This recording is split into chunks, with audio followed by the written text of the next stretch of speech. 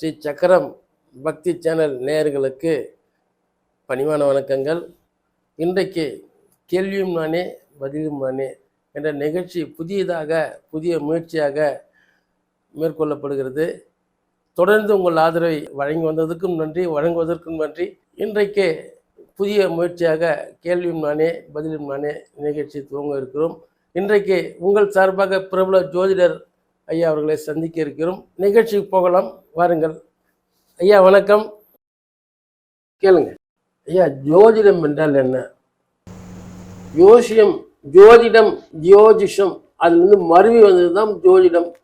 வேதங்கள் இருக்கு, யஜுர் சாமம் அதர்வனம், இந்த வேதத்தினுடைய ஒளி வடிவமாக பிரபஞ்சத்தில் இருந்தும் பஞ்சபூதங்களிலிருந்தும் வெளிப்படுவது ஒரு ஒளி சக்தியாகும். அந்த ஒளி சக்தியினுடைய வார்த்தைகள் ஒளிபரப்பு தான் பல வேதங்களாக உருவாகின. வேதம் என்பதே இறைவனுடைய கடவுள், ஆதியும் மந்தமும் இல்லாத அந்த கடவுள் அவருடைய தத்துவங்களையும் அவருடைய விளக்கங்களையும் கூறுவதுதான் பல நிலைகளிலிருந்து வெளிப்படுகிறது. அந்த வேதத்தின் ஒரு கண்ணாக இறைவன் வெளிப்படுகிறார். அந்த வேதத்தினுடைய கண்ணாக ஜோதிடம் இருந்து வருகிறது. ஆக அந்த ஜோதிடம் அறிவை விளங்க வைப்பதும் பகுத்தறிந்து உணர்வதும் தான், பஞ்சபூதங்களினுடைய நிலைகளை அறிந்து சூட்சுமங்களை தெரியப்படுத்துவதுதான் ஜோதிஷம் என்பது. அது மறு ஜோதிடமாக வந்தது. இதுதான் ஜோதிடம். ஜாதகம் என்றால் என்ன? ஜாதகம் என்றால் ஒரு ஆத்மா, ஒரு ஜீவன் இந்த உலகத்துக்கு வருகிறது. அது முற்பிறப்பில் செய்த பாவ புண்ணியங்களை உணர்ந்து அது மறுபிறப்பு எடுத்து அது இந்து தர்ம பிரகாரம், இந்து தர்மத்தில் கூறுவதும் அதுதான். ஒரு மனிதனுக்கு மறுபிறப்பு இருக்கிறது. அந்த மறுபிறப்பை உணர்த்துவது, வழி நடத்துவதும் இந்த ஜோதிடம் தான்.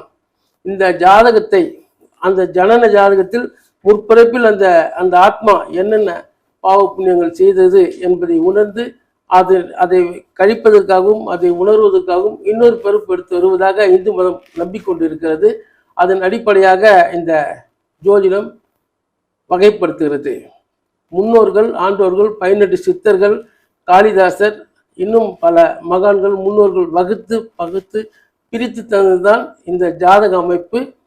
இந்த ஜாதக அமைப்பில் வான மண்டலத்தில், வானவெளியில் சூரியன் பாதை, சந்திரன் பாதை, மற்ற கிரகங்களின் பாதைகளை வகுத்து தருவதுதான் இந்த ஜோதிட நிலை. ஆக ஒவ்வொரு கிரகமும் ஆகாய மார்க்கத்தில் வானவெளியில் இருந்து கொண்டு மனித உயிர்களை, மக்களை எல்லாவற்றையும் வழிபடுத்தி நெறிப்படுத்தி இயக்குவதுதான் இந்த ஜோதிடம்.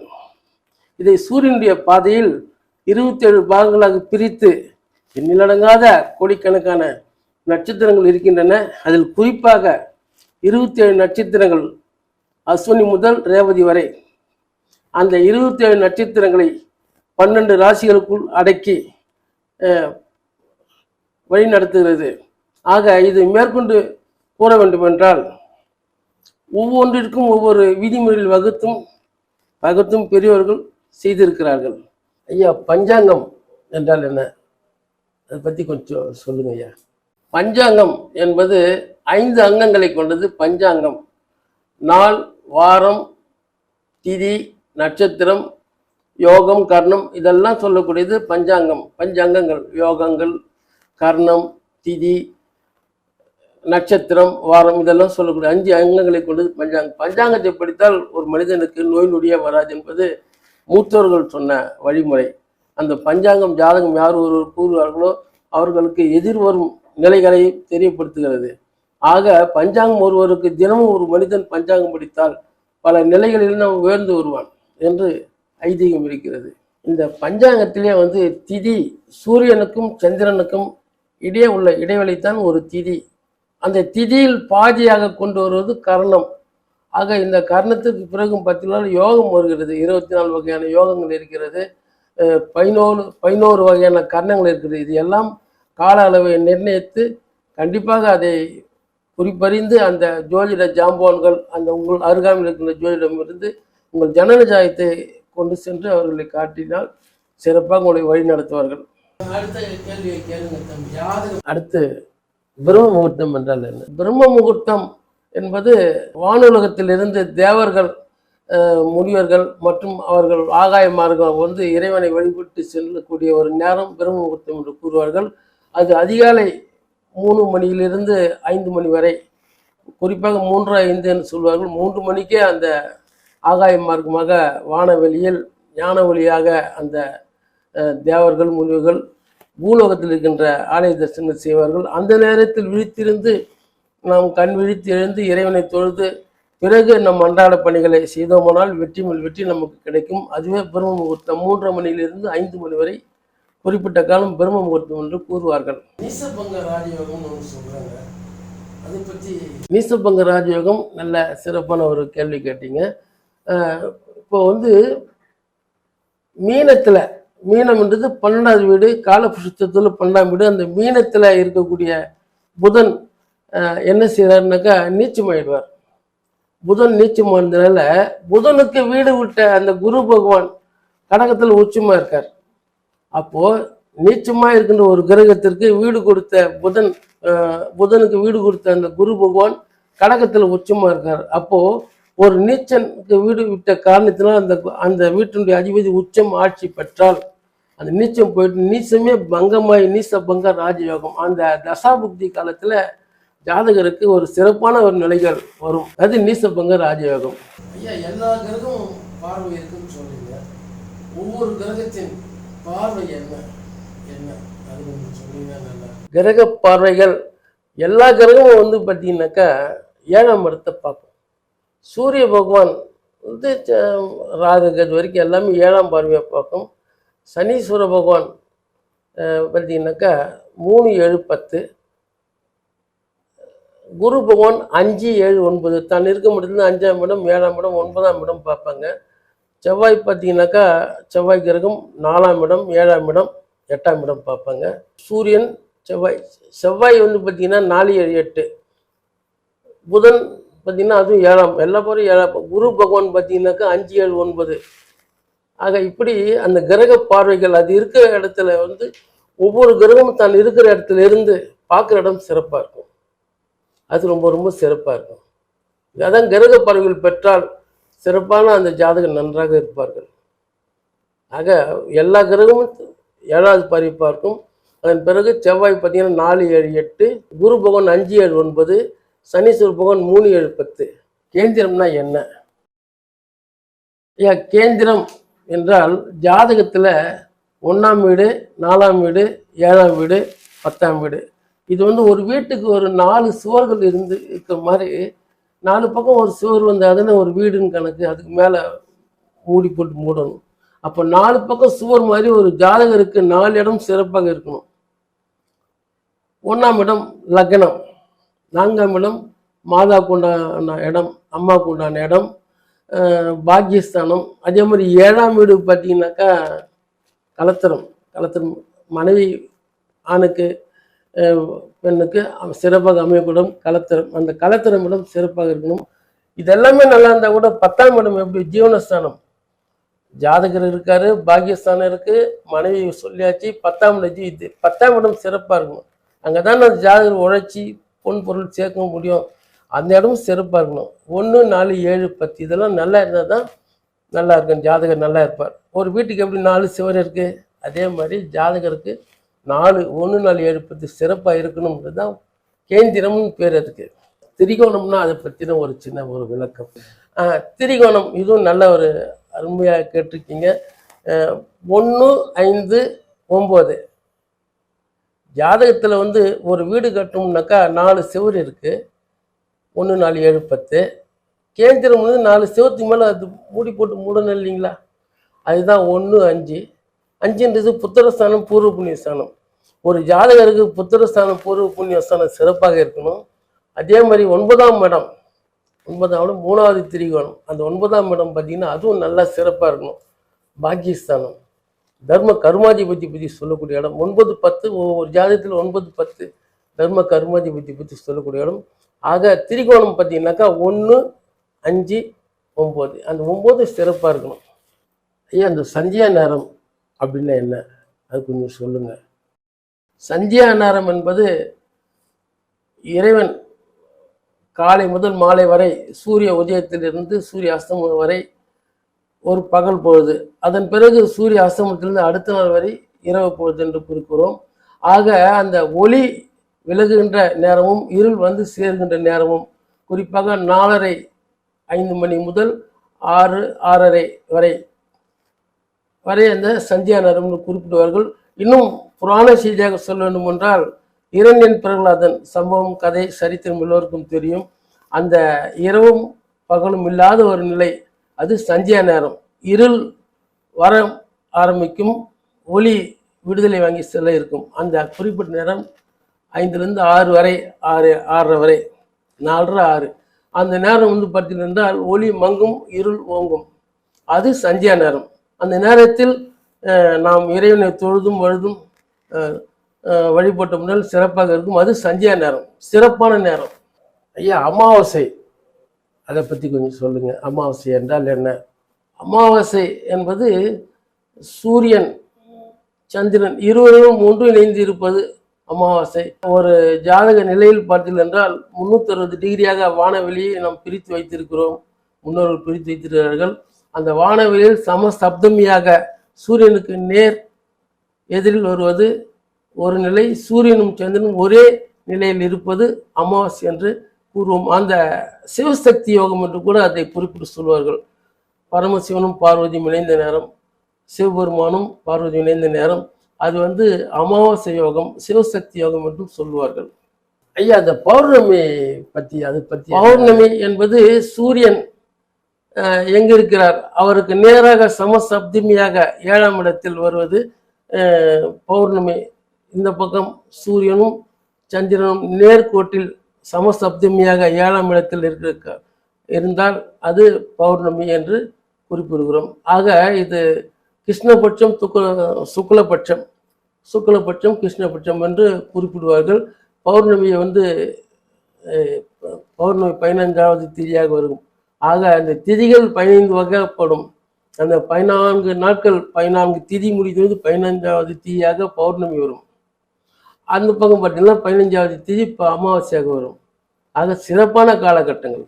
ஐயா, அந்த யோகத்தை பற்றி நீங்கள் கொஞ்சம் சொல்லுங்க. யோகம் என்றால் ஒரு ஜாதகருக்கு அனுகூல காலம் என்று குறிப்பிடப்படுகிறது. முன்னோர்கள் வகுத்தும் பகுத்தும் கூறுகிறார்கள். அனுகூலம், ஒரு ஜாதகருக்கு எது அனுகூலம், அந்த அனுகூலம் தான் அந்த மனிதனை உயர் தூக்கி நிலைநிறுத்தி வழி நடத்தி சந்தோஷமாக வைத்திருக்கும் அந்த யோக காலம். இன்னும் ஒரு சிலர் வந்து யோகம் என்றால் அமிர்த யோகம், சித்த யோகம், அந்த 3 யோகங்களை குறிப்பிடுவார்கள். இது அதுவல்ல. ஆனாலும் கூட அந்த யோக நிலை ஒரு மனிதனுக்கு அந்த ஜனன ஜாதகத்தில் பிறந்த நேரத்தில் வரக்கூடிய யோக நிலைகளை கண்டறிந்து அதற்கு தக்கவாறு செயல்பட வேண்டும். இயற்கையும் தெய்வ அனுகூலமும் தெய்வ சங்கமும் இருந்தால் நமக்கு அந்த யோகங்கள் சிறப்பாக அமைந்துவிடும். அதை நாம் குறிப்பிட்ட அந்த ஜாதகரிடம் கேட்டு நாம் தெரிந்து கொள்ளலாம். ஜோதிடம் கலந்து ஆலோசனை பெற்று சிறப்பான வாழ்க்கையை நாம் பெறலாம். ஐயா, இதெல்லாம் சொன்னீங்க, சந்தோஷமா இருக்கு. கிரக மாளிகா அதை பற்றி கொஞ்சம் சொல்லுங்க ஐயா. எல்லாம் சிறப்பாக கேட்டீங்க. கிரக மாளிகா என்பது லக்னம் எது வேண்டுமானாலும் இருக்கலாம். ஆக அந்த லக்னத்தில் ஒரு கிரகமோ அல்லது இல்லாமலும் இருக்கலாம். தொடர்ந்து அந்த கட்டங்களில் வரிசையாக இடைவெளி இல்லாமல் அந்த 9 கட்டங்களில் 9 கிரகங்கள் அமரும். அது கிரக மாளிகா, இடைவெளி இல்லாமல் இருக்கும். அது வந்து ஒரு சிறப்பான ஒரு பலன். மேலும் பார்த்தீர்கள் என்றால் மிதுனத்தில் புதன் இருக்கிறார் என்றால் அது வந்து மிதுனத்தில் ஆரம்பித்து இந்த பக்கம் தனுசு வரைக்கும் வரிசையாக கிரகங்கள் இருப்பது கிரக மாளிகா. ஒரு இடைவெளியுடன் இருக்கும். ஒரு பாதி 12 கட்டத்தில் ஒரு பாதி அப்படியே வந்து கிரகங்கள் வரிசையாக இருக்கும். அந்த அமைப்பு வரிசையாக இருந்தாலும் கூட ஆட்சி உச்சம் பெற்றிருந்தால் இன்னும் அந்த ஜாதகம் சிறப்பாக இருக்கும். ஒரு ராஜயோகத்துக்கு சிறப்பாகவும் நிகராகவும் அந்த ஜாதகரை வழிபடுத்தும், வாழ்க்கையில் மேன்மையான நிலையை அடைய வைக்கும். இது கிரக மாளிகா. அந்த கிரக மாளிகா இருந்தால் கூட கிரகங்கள் ஆட்சி உச்சம் பெற்று இருந்தால் இன்னும் சிறப்பாக இருக்கும். ஐயா, அடுத்து இந்த பஞ்சமகா புருஷ யோகம்னு ஒன்று சொல்கிறோம். பஞ்சமகா புருஷ யோகம் அது நிறைய பேருக்கு அமைவதில்லை. அமைந்தவர்கள் காலத்தை வென்று புகழான ஒரு நிலையில் இருக்கிறார்கள். உதாரணமாக பார்த்தீர்கள் என்றால் செவ்வாய், புதன், வியாழன், வெள்ளி, சனி ஆக இந்த 5 கிரகங்கள் தான் பஞ்சமகா புருஷ யோகத்தை தந்து கொண்டிருப்பவைகள். சூரியனும் சந்திரனும் அந்த நிலைக்கு வருவதில்லை, ராகு கேதுவும் அந்த நிலைக்கு வருவதில்லை. ஆக உதாரணத்திற்கு கன்னியில் புதன் இருக்கிறார் என்றால் அவர் மிதுன லக்னமாக இருப்பார். 4ஆம் இடத்தில் கேந்திரத்தில் இவர் இருக்கிறார். மிதுனத்தில் லக்னமாக இருந்து கன்னியில் புதன் இருக்கிறார் என்றால் புதன் அங்கு உச்சமடைகிறார் அல்லவா? ஆக புதன் உச்சமடையும் போது கேந்திர ஸ்தானம், அது பஞ்சமகா புருஷ யோகம், அதற்கு பத்ரகம் என்று பெயர். அதே போன்று ஒருவர் கன்னியா லக்னமாக இருந்து குரு பகவான் எங்க இருக்கிறார்? தனுசுல இருக்கார். அப்ப அங்க குரு பகவான் ஆட்சி தானே. அந்த குரு பகவான் ஆட்சியாக இருக்கின்ற நேரத்தில் கேந்திரத்தில் அவர் வருகிறார். அதற்கு அம்சயோகம் என்று பெயர். அந்த அம்சயோகம் பெற்ற குரு பகவான் கேந்திரத்தில் இருக்கிறார் அல்லவா? அந்த கேந்திரத்தில் இருந்தால் அவர் கல்வி நிலையில் உயர்ந்திருப்பார், சமுதாயத்தில் உயர்ந்த நிலையில் இருப்பார். இப்படி பல நிலைகள் இது. அது குரு பகவான் பஞ்சமகா புருஷ யோகத்தில் குரு பகவான் வருகிறார். அதே போன்று பார்த்தீர்கள் என்றால் கும்பத்தில் லக்னமாக இருந்து அங்கு ரிஷபத்தில் சுக்கிரன் இருக்கிறார். அங்க ரிஷபத்தில் பார்த்தீங்கன்னா சுக்கிரன் ஆட்சி தானே. அப்போ கேந்திரத்தில் அவர் வருகிறார். ஆக அது பஞ்சமகா புருஷ யோகத்தில் அதுவும் ஒரு கேந்திர ஸ்தானங்கள் எங்க இருந்தாலும். அதே போன்று அவர் மாளவிகா யோகத்தை பெறுகிறார். சுக்கிர பகவான் மாளவிகா பெறக்கூடிய இடம் கும்பலகமாக இருந்து அங்கு ரிஷபத்தில் சுக்கிரன் உட்கார்ந்தால் அது பார்த்தீங்கன்னாக்கா அந்த மாளவிகா யோகம் சிறப்பான இருக்கும். அந்த மாதிரி ஜாதகர் மாளவிகா யோகம் பெற்ற ஜாதகர் பொன் பொருள் வசதி எல்லாமே சிறப்பாக இருக்கும். காலத்தால் அழிக்க முடியாத யோகங்களை அவர்கள் பெறுவார்கள். இது பஞ்சமகா புருஷ யோகத்துக்கு சொல்லப்படுகிறது. அதே போன்று சிம்ம லக்னமாக இருந்து அங்கு செவ்வாய் 4ஆம் இடம் விருச்சிகத்துல 4ஆம் இடம் செவ்வாய் இருந்தாரு வச்சுங்க, அவர் ருச்சு யோகத்தை பெறுகிறார். ருச்சு யோகம் செவ்வாய் சிறப்பாக விருச்சிகத்துல ஆட்சியில் இருக்கார். ஆக சிம்ம லக்னத்துக்கு 4ஆம் இடம் விருச்சிகத்துல செவ்வாய் ஆட்சியில் இருக்கிறதுனால அதுவும் ஒரு சிறப்பு தான். அது ருச்சு யோகம்னு பேருங்க.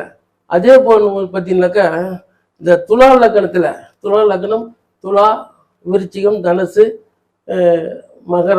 மகரத்தில் சனி பகவான் இருக்கிறார். ஆக அந்த இடமும் சிறப்பாக இருக்கும். அந்த இடத்துல பார்த்தீங்கன்னா சனி பகவான் இருப்பார். அதே போல் கடகத்தில் இருந்து கடகம் சிம்மம் கன்னி துலா 4ஆம் இடமா இருந்து அங்கே சனீஸ்வர பகவான் துலாவில் இருந்தான்னு வச்சுங்க, அது ருச்சிக யோகம். ஆக இந்த பஞ்சமகா புருஷ யோகத்தில் இந்த 5 பேரும் தான் பஞ்சமகா புருஷ யோகத்தை தரக்கூடியவர்கள்.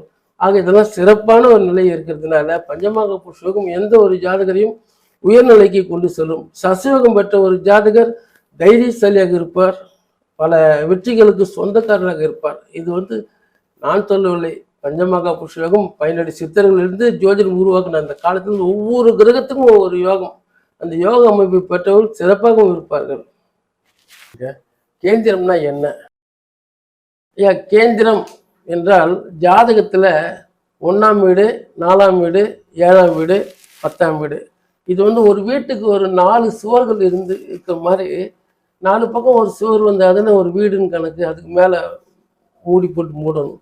அப்போ 4 பக்கம் சுவர் மாதிரி ஒரு ஜாதகருக்கு 4 இடம் சிறப்பாக இருக்கணும். 1ஆம் இடம் லக்னம், 4ஆம் இடம் மாதாவுக்கு உண்டான இடம், அம்மாவுக்கு உண்டான இடம், பாக்கியஸ்தானம். அதே மாதிரி 7ஆம் வீடு பார்த்தீங்கன்னாக்கா கலத்திரம் மனைவி ஆணுக்கு பெண்ணுக்கு சிறப்பாக அமையப்படும் கலத்திரம். அந்த கலத்திரம் இடம் சிறப்பாக இருக்கணும். இதெல்லாமே நல்லா இருந்தால் கூட 10ஆம் இடம் எப்படி ஜீவனஸ்தானம், ஜாதகர் இருக்காரு, பாக்கியஸ்தானம் இருக்கு, மனைவி சொல்லியாச்சு, 10ஆம் இடம் சிறப்பாக இருக்கணும். அங்கே தான் அந்த ஜாதகர் உழைச்சி பொன் பொருள் சேர்க்க முடியும். அந்த இடமும் சிறப்பாக இருக்கணும். 1, 4, 7, 10 இதெல்லாம் நல்லா இருந்தால் தான் நல்லா இருக்கும், ஜாதகர் நல்லா இருப்பார். ஒரு வீட்டுக்கு எப்படி 4 சுவர் இருக்கு, அதே மாதிரி ஜாதகருக்கு 4, 1, 4, 7, 10 சிறப்பாக இருக்கணும்ன்றது தான் கேந்திரம்னு பேர். அதுக்கு திரிகோணம்னா அதை பற்றின ஒரு சின்ன ஒரு விளக்கம். திரிகோணம் இதுவும் நல்ல ஒரு அருமையாக கேட்டிருக்கீங்க. 1, 5, 9 ஜாதகத்தில் ஒரு வீடு கட்டணும்னாக்கா 4 சுவர் இருக்கு. 1, 4, 7, 10 கேந்திரம் 4 சுவத்துக்கு மேலே அது மூடி போட்டு மூடணும் இல்லைங்களா? அதுதான் 1, 5. 5ன்றது புத்திரஸ்தானம் பூர்வ புண்ணியஸ்தானம்.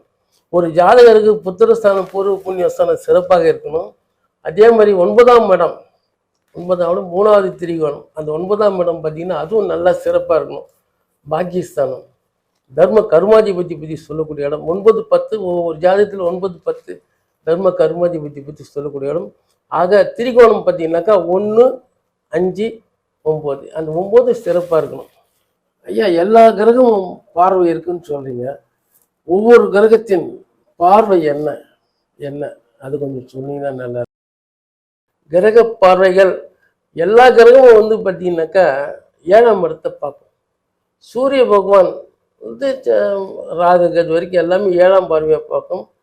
சனீஸ்வர பகவான் பார்த்தீங்கன்னாக்கா 3, 7, 10. குரு பகவான் 5, 7, 9 தான் இருக்க முடியல 5ஆம் இடம், 7ஆம் இடம், 9ஆம் இடம் பார்ப்பாங்க. செவ்வாய் பார்த்தீங்கன்னாக்கா செவ்வாய் கிரகம் 4ஆம் இடம், 7ஆம் இடம், 8ஆம் இடம் பார்ப்பாங்க. புதன் பார்த்தீங்கன்னா அதுவும் 7ஆம், எல்லா பேரும் 7ஆம். குரு பகவான் பார்த்தீங்கன்னாக்கா 5, 7, 9. ஆக இப்படி அந்த கிரக பார்வைகள் அது இருக்கிற இடத்துல வந்து ஒவ்வொரு கிரகமும் தான் இருக்கிற இடத்துல இருந்து பார்க்குற இடம் சிறப்பாக இருக்கும். அது ரொம்ப ரொம்ப சிறப்பாக இருக்கும். அதான் கிரக பார்வைகள் பெற்றால் சிறப்பான அந்த ஜாதகம் நன்றாக இருப்பார்கள். ஆக எல்லா கிரகமும் 7வது பார்வை பார்க்கும். அதன் பிறகு செவ்வாய் பார்த்தீங்கன்னா 4, 7, 8, குரு பகவான் 5, 7, 9, சனீஸ்வர பகவான் 3, 7, 10. ஐயா, மிக்க மகிழ்ச்சி. என்னுடைய நீண்ட நாள் சந்தேகங்களை நீங்கள் கொஞ்சம் கொஞ்சமாக தீர்த்து வச்சிங்க. மிகுந்த சந்தோஷம். ஸ்ரீ சக்கரம் பக்தி நேயர்களுக்காக இந்த கேள்வியை தங்களிடம் சமர்ப்பிப்பதில் மகிழ்ச்சி அடைகிறேன். உங்கள் பதில்களை பெற்று ஸ்ரீ சக்கரம் பக்தி நேயர்களுக்காக தெரிவிப்பதில் மகிழ்ச்சி அடைகிறேன். இன்னும் பிறிதொரு சந்தர்ப்பத்தில் இன்னும் கேள்விகளை தயார் செய்து கொண்டு வந்து தாங்களை சந்திக்கிறேன். தாங்கள் அனுமதி வேண்டும். நன்றி, வணக்கம் ஐயா.